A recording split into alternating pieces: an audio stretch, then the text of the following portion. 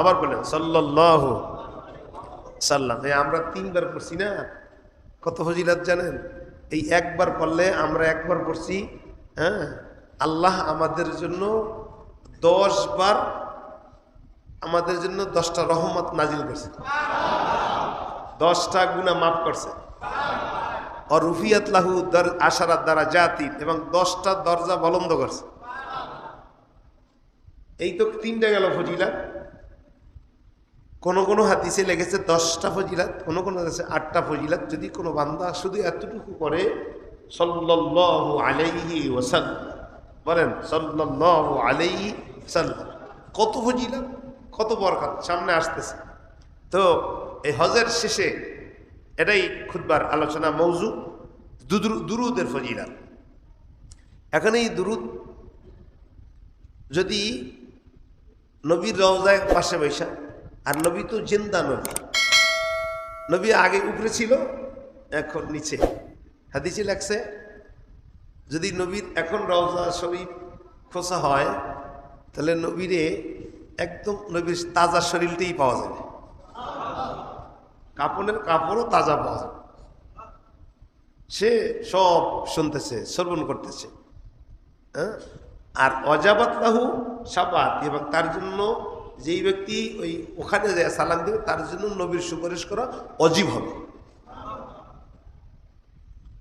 তাইলে প্রথম পাইলাম 3টা ফজিলত। 1 নম্বর ফজিলত হলো 10টা রহমত দিবে, 2 নম্বর 10টা গুনাহ মাফ করবে, 10টা দরজা বুলন্দ করবে। জোরে গান ঠিক কিনা? এরপরে 4 নম্বর ফজিলত হলো যদি নবীর রওজায় পয়সা কেউ কাছে যাইয়া দুরুদ পড়ে, নবী নিজে শোনে। 5 নম্বর ফজিলত হলো যদি কোনো ব্যক্তি দূরে বৈশা দুরুদ পাঠায়, নবীর রওজায় পৌঁছে দেওয়া হয়। 6 নম্বর ফজিলত হলো নবীজি ওই ব্যক্তির জন্য সুপারিশ অজীব হয়। জোরে বলেন ঠিক কিনা? কয়টা পাইলাম? 7টা। কয়টা পাইলাম? 7টা। এরপরে আর একটা হলো 8 নম্বর হলো যদি কোনো ব্যক্তি দুরুদ পড়ে, আল্লাহ তার জন্য সমস্ত পেরেশান দূর করে দেয়। 9 নম্বর ফজিলত হলো যদি কোনো বান্দা, কোনো মুমিন নবীর উপরে দুরুদ পড়ে, আল্লাহ তাবারক তাআলা ফেরেশতাদেরকে বলে ওই বান্দার জন্য তোমরা মাগফিরাতের দোয়া করতে থাকো।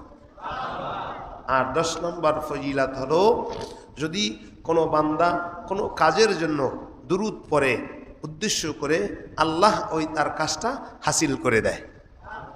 কয়টা পাইলাম? জোরে বলেন।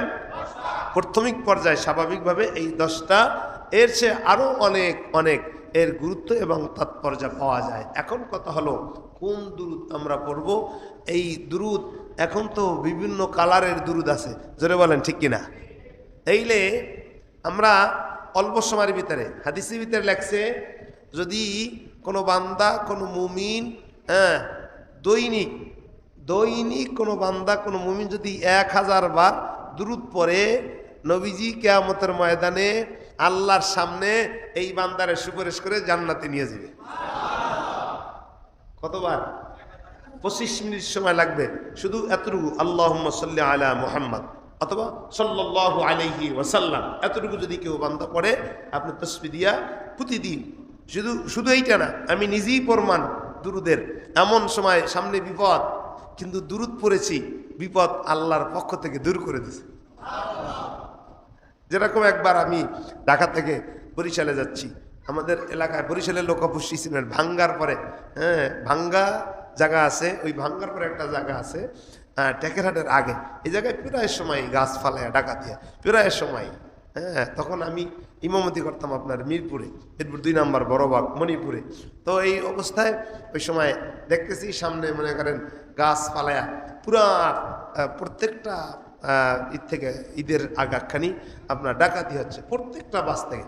তো আমি ছিলাম ওই সময় দুরুতি গাড়ি ছিল, আমাদের বরিশালে দুরুতি গাড়ি, এখন সাকুরা যেরকম নাম করা, ওই সময় দুরুত গাড়ি ছিল, খুব দূরত্ব চলতাম। তো দেখি না আমরা মাঝখানে, আমরা চিন্তা করলাম পালা, আমি তো সামনে বসা, আমি সবাইকে বললাম যে আপনারা দুরুদ পড়েন, আর ড্রাইভার বললাম যে আপনি সবাই তো বাম পাশে আমরা সিরিয়াল, তো আপনি মাঝখান থেকে ডাইন পাশে বের হইয়া গাছের উপরি দিয়ে আপনি যাবেন।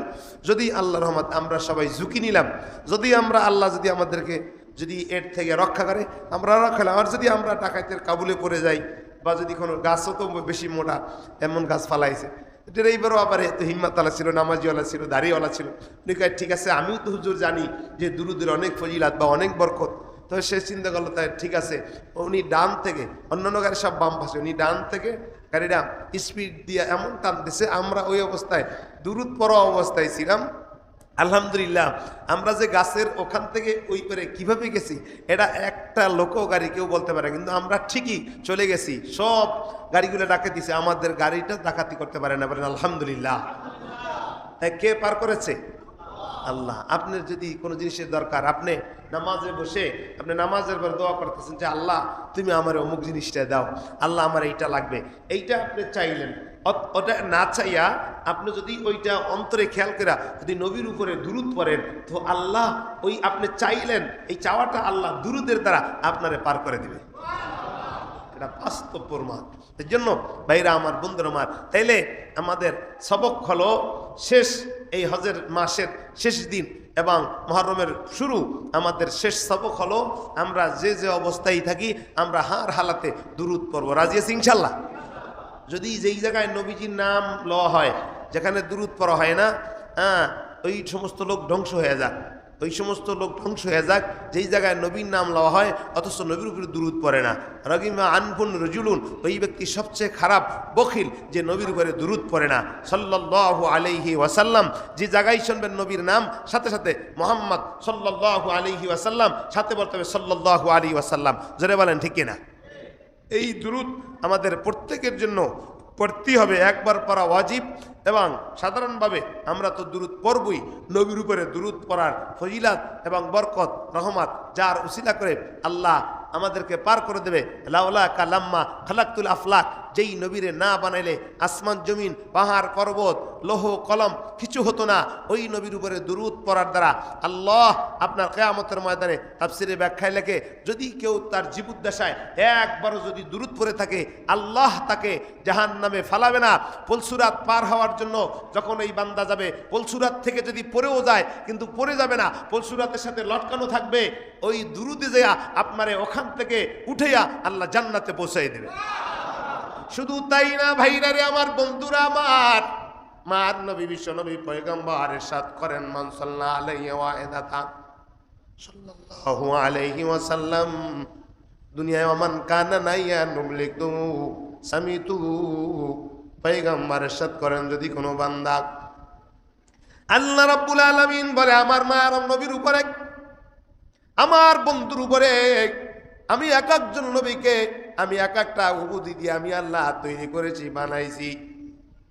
ইব্রাহিম খলিলুল্লাহ, আদম সবিউল্লাহ, মূসা কালিমুল্লাহ, ঈসা রূহুল্লাহ, মুহাম্মদ হাবিবুল্লাহ।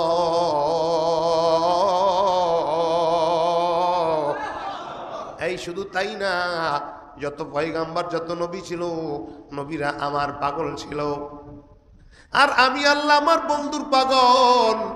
সবাই আমি আল্লাহর পাগল আর আমি আমার বন্ধুর পাগল। এই জন্য আমি আল্লাহ এমন কোনো জায়গা নাই যে এই জায়গায় আমি আছি আমার বন্ধু নাই। আমি যেই জায়গায় আছি আমার বন্ধু ওই জায়গায় আছে। তাকায় দেখেন, সব জায়গায় নামাজে তাকান, আজানের দিকে তাকান, এই নামাজের ভিতরে তাকান, আল্লাহ যেই জায়গায় আছে, হ্যাঁ আমার নবীও, মায়ার নবী ওই জায়গায় আছে। জোরে বলেন ঠিক কিনা? শুধু তাই না, মায়ার নবী ইরশাদ করেন, যদি কোনো মুমিন, কোনো আমার উম্মত দুনিয়ায় বৈশা আমার উপরে দুরূদ পড়ে, আল্লাহ তাবারক তাআলা তার নাম, তার মা বাবার নাম সহ তার রওজায় পৌঁছায় দেয়। বলেন সুবহানাল্লাহ। যদি কেউ বলল, মনে করেন আমরা দুর্গাপুর শাহী জামে মসজিদ থেকে আওয়াজ দিয়া বললাম, দুরূদ পড়লাম সাল্লাল্লাহু আলাইহি ওয়াসাল্লাম, এইটা আমরা পড়লাম আমার আব্বার নাম, আমার মায়ের নাম, আমার আপনজনের নাম, এলাকার থেকে কোন এলাকা থেকে এই দুরূদ আসলো, মায়ার নবী শুই না সাথে সাথে উম্মতের উপরে খুশি হয়। বলেন সুবহানাল্লাহ। তাফসীর ব্যাখ্যায় কেমন লেখে, বিশ্বনবী পয়গম্বর কিয়ামতের ময়দানে উম্মতের মায়ায় সেজদায় পইরা কানবে। একটা এতিম উম্মত, দুরূদ পড়নেওয়ালা উম্মত, জানো আল্লাহ জাহান্নামে না যায়। বলেন সুবহানাল্লাহ। ইন্নাল্লাহা লা ইয়ানজুরু ইলা সুওয়ারিকুম ওয়া আমওয়ালিকুম ওয়ালাকিন ইয়ানজুরু ইলা কুলুবিকুম ওয়া আমওয়ালিকুম। মার নবী বিশ্ব নবী পয়গম্বর হযরতে আয়েশা সিদ্দিকা রাদিয়াল্লাহু তাআলা আনহা জিগায় নবীজি সেজদায় পইরা কান্দে। আয়েশা কয় নবী ওই যে উম্মতের মায়ায় আপনি সেজদায় পইরা কান্দেন রে, উম্মতের আপনি জীবদ্দশায় দেখলেন না, এরপর উম্মতের মায়ায় কান্দেন।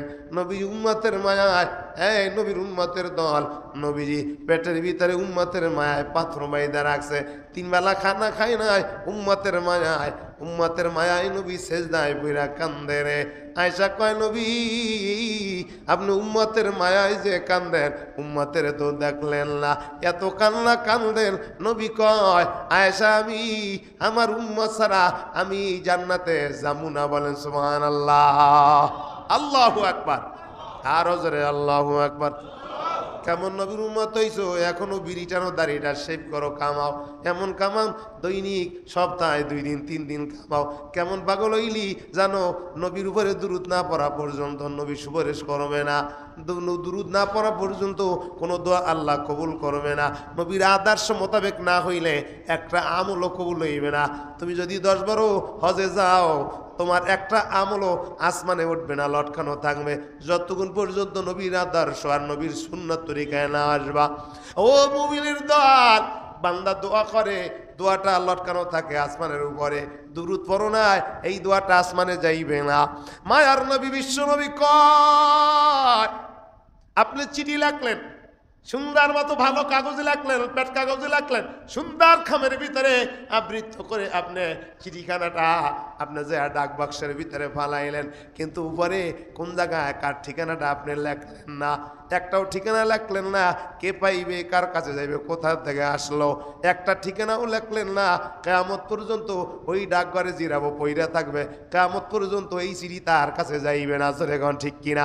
তদুপরি কোনো বান্দা, কোনো মুমিন যতই মুসলমান দাবি করুক, যতই ইমানদার দাবি করুক, আমি একজন বড় মুসলমান, তুমি মুসলমান হইতে পারো, গরু খাওয়া মুসলমান, নবীর আদর্শ তোমার ভিতরে নাই, নবীর দুরূদ নাই, তুমি নবীর খাঁটি উম্মত হইতে পারো না।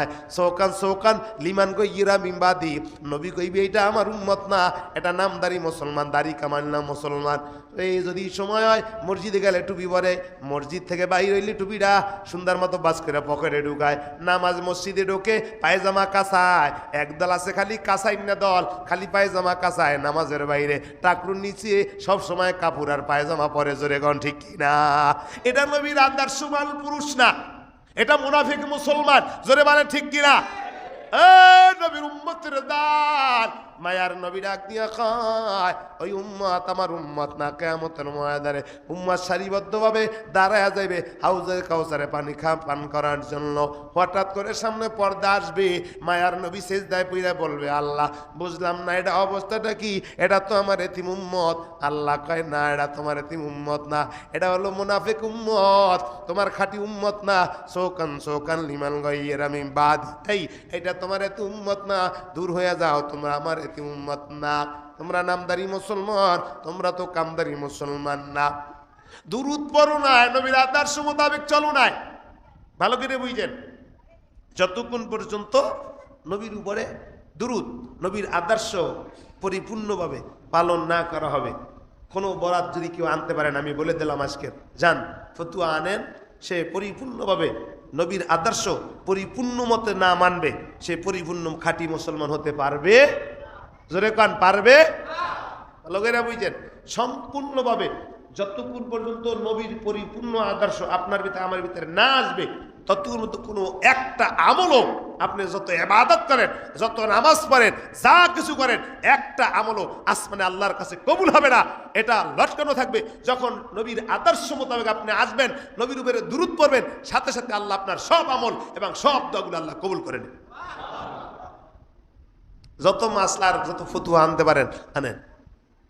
নবীর কাছে হযরত ওমর আইছে, হুজুর আমি আপনারে ভালোবাসি, লা ইউমিনু আহাদুকুম হাত্তা আকুনা হাব্বা ইলাইহি মিন ওয়ালিদিহি ওয়া ওয়ালাদিহি ওয়ান নাসি আজমাইন। হযরত আবু বকর, হযরত ওমর নবীরে কেমন ভালোবাসে, নবীর উপরে কেমন দরুদ পড়ছে। হযরত ওমর ডাক দিয়া কয় নবী আমি আপনার উপরে অনেক সময় দুরূদ পড়ি। নবী বলে কতটুকু সময় দুরূদ পড়ো? বলে পয়গম্বর আমি সময়টা দুইটা ভাগ করে অর্ধেক ভাগ আপনার দুরূদ পড়ি, বাকি সময় অন্য আমল করি। নবী কয় এর চেয়ে বেশি করতে পারলে ভালো। বলেন সুবহানাল্লাহ। আবার আইসে আয়া কয় নবী আমি 3 ভাগ সময়, আমি 2 ভাগ সময় দুরূদ পড়ি, 1 ভাগ সময় বাকি আমল করি। নবী কয় এর চেয়ে বেশি করতে পারলে ভালো। গেছে আবার আইসে হযরত ওমর বলে হুজুর আমি 4 ভাগ সময়টা 3 ভাগ সময় আপনার দুরূদ পড়ি আপনার উপরে, আর 1 ভাগ আমি অন্য আমল করি। নবী কয় এর চেয়ে পড়তে পারলে আরো ভালো। আবার কতক্ষণ পরে আসছে পয়গম্বর 6 ভাগের আমি সময়টা 6 ভাগ করে আমি 6 ভাগের 5 ভাগ আপনার দুরূদ পড়ি, 1 ভাগ আমি অন্য আমল করি। নবী কয় এর চেয়ে করতে পারলে আরো ভালো। আবার কতক্ষণ পরে আইসে নবী রে আমি 7 ভাগ আমি সময়টা আমি 8 ভাগ করেছি, 8 ভাগের 7 ভাগ আপনার দুরূদ পড়ি, 1 ভাগ অন্য আমল করি। নবী কয় এর চেয়ে করতে পারলে ভালো। আবার আইসে একা নবীজি আমি 9 ভাগ সময় আমি 1 ভাগ সময় অন্য আমল করি, আর আমি 8 ভাগ আপনার দুরূদ পড়ি। নবী কয় এর চেয়ে পড়তে পারলে আরো ভালো। আবার আইসা হযরত ওমর কয় নবী আমি 10 ভাগ সময়ের আমি 9 ভাগ সময় আপনার দুরূদ পড়ি, 1 ভাগ সময় অন্য আমল করি। নবী কয় এর চেয়ে করতে পারলে আরো ভালো। বলেন সুবহানাল্লাহ। হযরত ওমর কতক্ষণ পরে আইসা ডাক দিয়া কয় নবীজি বুঝেছি আপনার কথায় বোঝা যায় আমি সব আমলটুকু যদি দুরূদ পড়ি তাইলে মনে হয় আপনি খুশি। মায়ার নবী কয় যে যত নবীর উপরে দুরূদ পড়বে সে যত কিয়ামতের ময়দানে নবীর কাছে হবে। বলেন সুবহানাল্লাহ। তাফসীরের ব্যাখ্যা লাগে আল্লাহ তাবারক তাআলা আরশে আজিমের কাছে আল্লাহর কাছে একজন নবীর জন্য গোটা পৃথিবীতে যত পয়গম্বর আল্লাহ বানাইছে একটা আসনে স্পেশাল ভিআইপি ভাবে আল্লাহ বানায় রাখছে।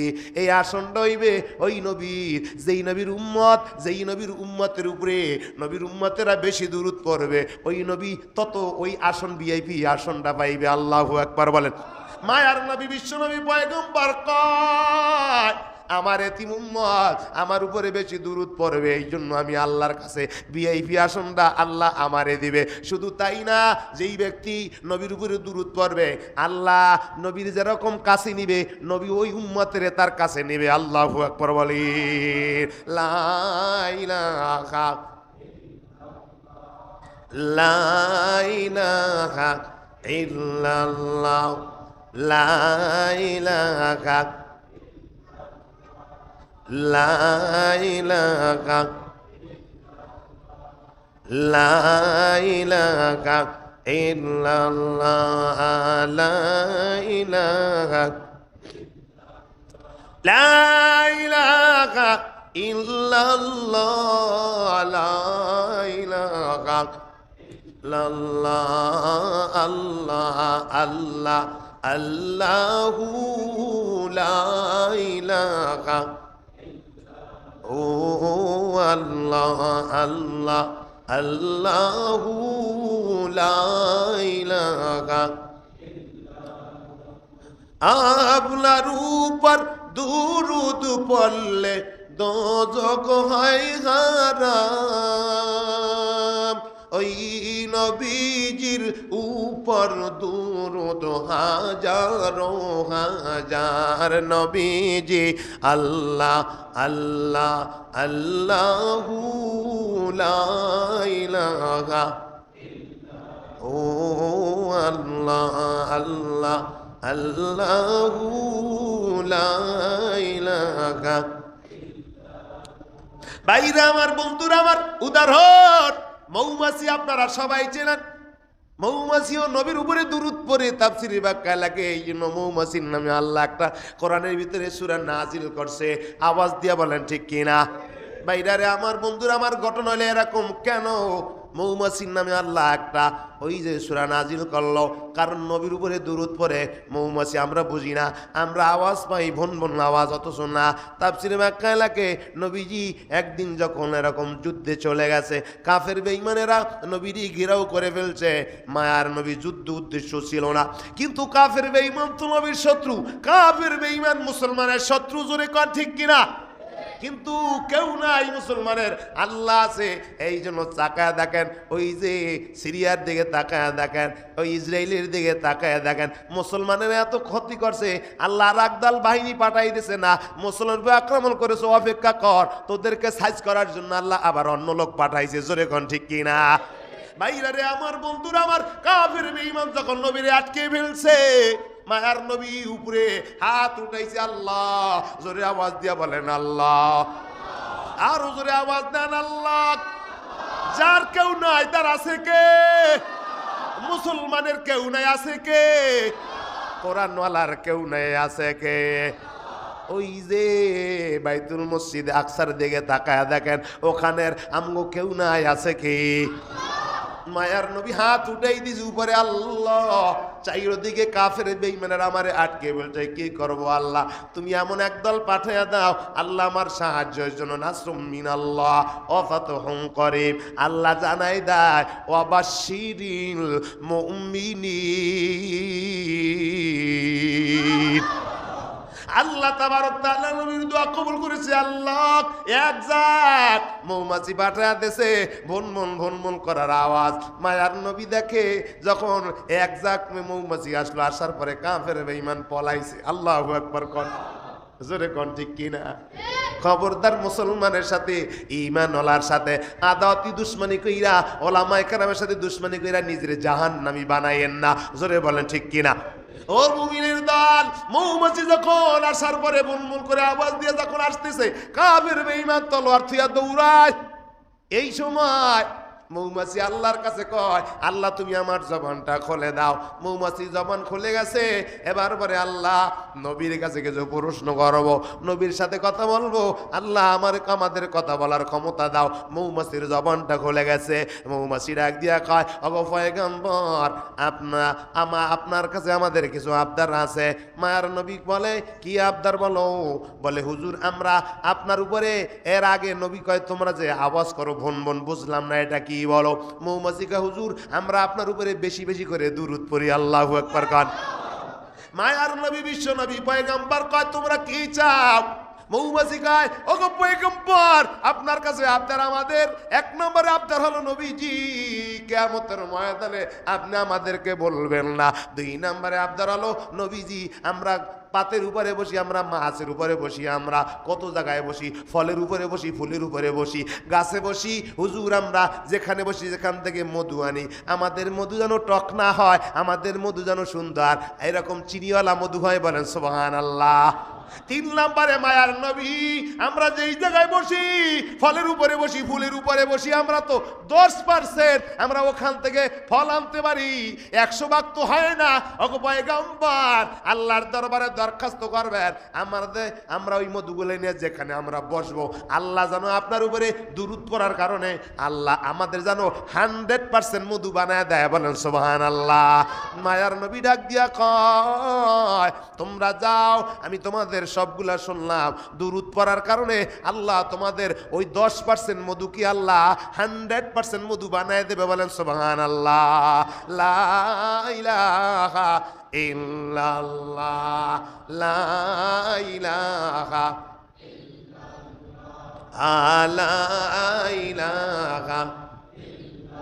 লা ইলাহা ইল্লাল্লাহু মুহাম্মাদুর রাসূলুল্লাহ সাল্লাল্লাহু আলাইহি ওয়াসাল্লাম। শুধু তাই না ভাইরা আমার, বন্ধুরা আমার, হযরতে আলীর কাছে এক গরীব, এক অসহায় মুসাফির গেছে, যারা টাকা চায় আল্লাহর রাস্তায় দেন। আবু জাহেল পাশে বসা। আবু জাহেল দেখতে আছে, আবু জাহেলের কাছে গেছে ওই মুসাফির, যে আল্লাহর নামে কিছু দেন। আবু জাহেল কয় না, ওই যে মুহাম্মাদের দল আলী আছে, আলীর কাছে যাও। আলীর কাছে গেছি, যে কয়, আলী রে তুমি আল্লাহর নামে কিছু দাও। অথচ আলীর ঘরে 3 দিন পর্যন্ত খানা নাই। রুমালটা, ওই যে চাদরটা বিক্রি কইরা ফাতেমারে ওই যে আনার খাওয়াইছে, হাতে কিছু নাই। আলী চিন্তা করলো কি করা যায়, আমারে টেরাই করার জন্য তো আবু জাহেল পাঠাইছে। এবার হযরতে আলী সাল্লাল্লাহু সাল্লাল্লাহু আলাইহি ওয়াসাল্লাম পইরা মুসাফিরের কয়দি গায় হাতটা খোল, হাতটা দিছে সাল্লাল্লাহু আলাইহি ওয়াসাল্লাম পরে হাতটা ফু দিয়ে কয় হাতটা যায় ওই আবু জাহলের সামনে খুলবি, হাতটা অথচ ফু দিয়া দিছে আবু জাহলের সামনে। আবু জাহল ডাক দিগায় আলী কি দিছে, টুপিওয়ালা কি দিছে? কারণ টুপিওয়ালা তো দেখতে পারে না, মুসলমান ভদ্রলোক যারা বেঈমান তারা টুপিওয়ালাদেরকে দেখতে পারে না। জোরে এখন ঠিক কিনা? ভাইরা রে আমার, বন্ধুরা আমার, আবু জাহল কায়দি গায় কি দিছে মোহাম্মদের দালা হযরত আলী গায় কিছুদিন আয় হাতে পয়রা কি যেন পয়রা ফু দিছে, খোল দেই, খুইলে দেয় মণিমুক্তা। সুবহানাল্লাহ কইবেন না? আলী কি দিছে? বলে আলী তো ফু দিছে কিন্তু বুঝলাম না। এবার মুসাফিরে যা কয় তুই যেই জিগাবি আলী কি পড়লো? বলে আলীর জিগাইছে, বলে আমার কোনো টাকা নাই, আমি নবীর উপরে দুরূদ পড়েছি, ফু দিছি এই জন্যই। এবার আলী কয় দেখছো, এবার আবু জাহল কয় দেখছো মোহাম্মদের তার আলীর ফুর ভিতরেও এরকম তারা কারিশমা লাগায় দিছে। বলেন নাউজুবিল্লাহ। এখানেও জ্যোতির্গিরি লাগাই দিছে। এই মুমিনের দল শুধু তাই না, এক বান্দা হজে গেছে, লাব্বাইকের জায়গায় লাব্বাইক তাসবিহ পড়তে পারে না, এই যে জায়গায় দোয়া পড়তে পারে না, শুধু কয় আল্লাহুম্মা সাল্লি আলা, গেছে মুজদালিফায় আল্লাহুম্মা সাল্লি আলা, আরাফার ময়দানের কাছে আল্লাহুম্মা সাল্লি আলা, তা ওই যে ছাপা মারা দৌড়ায় সব জায়গায় একই অবস্থা। আল্লাহর বান্দারে জিগাইছি, এই বান্দা তুমি তো সব জায়গায় খালি এই দুরূদ শরীফ পড়ো, বুঝলাম না ঘটনাটা কি? তাফসীরে ব্যাখ্যা এলাকে এই আল্লাহর বান্দা আসার সময় পথের মধ্যেই ইন্তেকাল হয়ে যায়, এমন জায়গায় তার সঙ্গী সাথী কেউ নাই। এই এক পর্যায়ে তার সন্তান তার সাথে ছিল, সন্তানটা কাপড় দিয়া বৃদ্ধ করে রেখেছি। আল্লাহু আকবার, জোরে আওয়াজ দিয়ে বলেন আল্লাহু আকবার। এই মুমিন লোকটারে জিজ্ঞাসা, ভাই আপনি তো সব জায়গায় খালি লাব্বাইক না বইলা দুরূদ পড়েন। বলে আমি দুরূদের ভিতরে যেই ফজিলাত দেখছি অন্য জিনিসের ভিতরে এমন কোনো ফজিলাত আমি পাই নাই। বলে তাই নাকি? বলে হ্যাঁ। এর প্রমাণ হলো এবার আল্লাহর বান্দা দুনিয়ার থেকে বিদায়, ওই পথের মধ্যে কি করবে? সন্তানরা তার কাছে আয়, কতগুণ পরে দেখে হাজার হাজার সাদা কাপড় পরনেওয়ালা লোক ডাক দিয়া বলে তোমরা কারা? বলে আমরা আল্লাহ তাবারক তাআলা এই বান্দায় বেশি বেশি করে নবীর উপর দুরূদ পড়েছে, আল্লাহ এই জন্য তার খেদমতের জন্য তার জানাজার নামার জন্য আমাদেরকে পাঠাইছি। অতএব বোঝা যাচ্ছে দুরূদ পড়ার কারণে যদি মৌমাছির যদি সেই ওই যে মধুটা 10% আল্লাহ 100% বানাই দিতে পারে, আপনারা আমিও যদি আল্লাহর নবীর উপরে দুরূদ পড়ি, কিয়ামতের ময়দানে নবীর যে যত বেশি নবীর উপরে দুরূদ পড়বে তত নবীর সে কাছে হবে। আল্লাহু আকবার বলেন। এই জন্য নবীর উপরে দুরূদ পড়তে রাজি আছেন ইনশাআল্লাহ? সালাতু সালাম গো আমার, বলেন সালাতু সালাম গো আমার, দুরুদ সালাম গো আমার, কইও নবী মুস্তাফায় তোমরা যদি যাও রে মদিনায়। বলেন সালাতু সালাম গো আমার, দুরুদ সালাম গো আমার, কইও নবী মুস্তাফায় তোমরা যদি যাও রে মদিনায়। মদিনার ওই মধ্যখানে আমার দিনের নবী শুয়ে আছেন গো, হায় রে উদাসী রে কইরা পাগল, উদাসী রে কইরা